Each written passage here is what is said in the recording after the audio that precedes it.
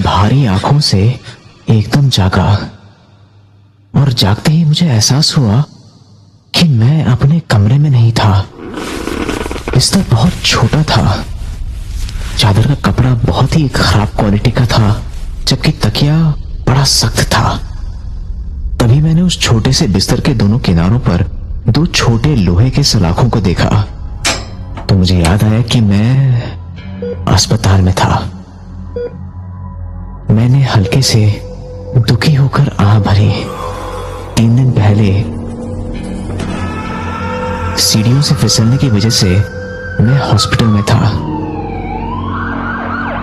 पिछले 2 दिनों से भारी दवाइयों की वजह से मुझे बहुत नींद आ रही थी, पर आज सुबह से दवाइयों का असर थोड़ा कम लग रहा था। कमरे में अंधेरा था, सिवाय उस पतली धुंधली सी रोशनी के जो बाथरूम से आ रही थी। क्या टाइम हुआ होगा, मैंने सोचा। दीवार पर घड़ी ढूंढने के लिए मैंने नजर दौड़ाई। कुछ नहीं मिला। मेरे बिस्तर के पास जो छोटी खिड़की थी, उसी से बाहर देखते हुए मैंने ये मान लिया कि काफी ज्यादा रात हो चुकी थी। पूरा शहर अंधेरे में नींद में था। जागी थी तो बस वो उदास सी मंडराती स्ट्रीट लाइट्स उन सुनसान और बेजान सड़कों पर। क्योंकि एयर कंडीशनिंग की वजह से कमरा पूरा बंद था तो सन्नाटा छाया हुआ था। पेन किलर्स लेने के बावजूद मेरा सिर बुरी तरह से दर्द कर रहा था। मैंने अपनी एक हाथ की उंगलियों से अपनी दोनों तरफ की कानपट्टियों को रगड़ा। मेरा दूसरा हाथ काफी खराब हालत में था। सुई घुसी हुई थी और आगे पदार्थ की कुछ मात्रा लेने के बाद ये जल भी रही थी। मैंने जब उंगलियों से उस जगह को मला जहां वो बहुत बुरी तरह से जल रहा था तो एहसास हुआ कि चमड़ी सूजी हुई थी।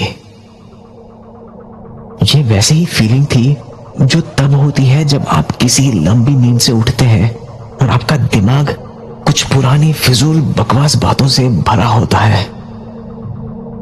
तो 2 दिन की गहरी नींद से जगने के बाद मेरे दोनों कानों में सिर्फ वही आवाज गूंज रही थी।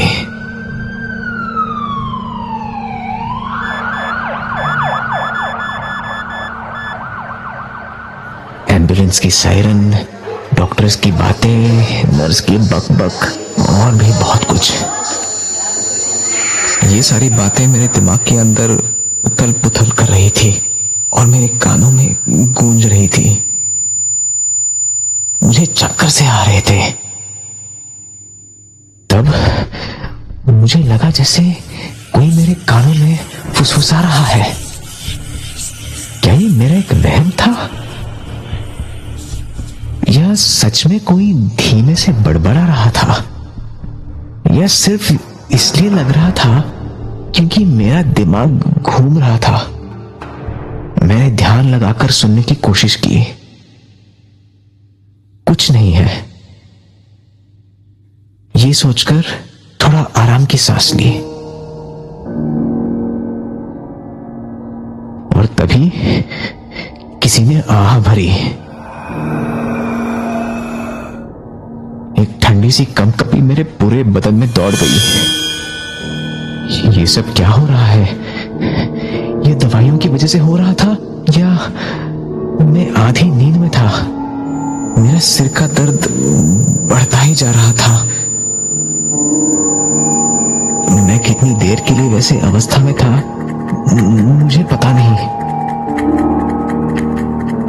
उस अंधेरे में टाइम का अंदाजा लगाना भी मुश्किल था। आखिरकार मुझे नींद आने लगी। दवाइयों का असर अभी पूरी तरह से खत्म नहीं हुआ था। अचानक जो बाथरूम से हल्की रोशनी आ रही थी वो झपकी, जैसे कोई उसके सामने से गुजरा हो। मैंने एकदम से उसी दिशा में देखा, लेकिन वहां कुछ भी नहीं था। मेरे माथे से पसीना बहने लगा। तभी मुझे ऐसा लगा कि कोई चीज या कोई इंसान मेरे बिस्तर के बगल में खड़ा है।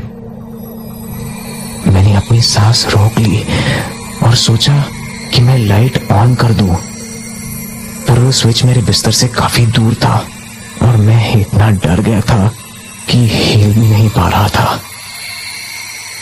मुझे ऐसा महसूस हुआ कि अगर मैं जरा सा भी हिला तो वो चीज मुझे अपना शिकार बना लेगी।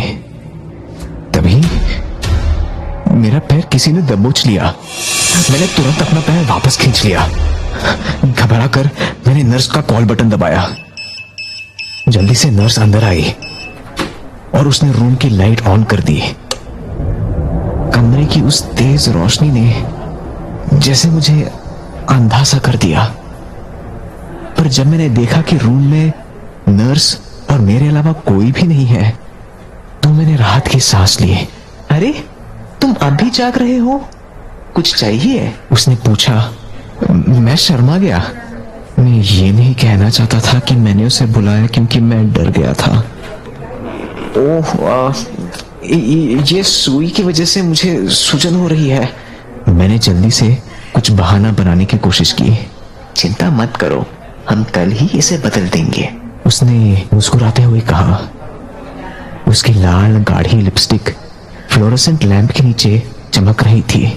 और कुछ? उसने पूछा। नो थैंक्स, मैं डर की वजह से बहुत ही ज्यादा शर्मिंदा था। ठीक है, गुड नाइट। वो लाइट बंद करके बाहर चली गई। मैं लेट गया और एक गहरी सांस ली। मेरा गला सूख रहा था और बहुत तेज प्यास लगी थी।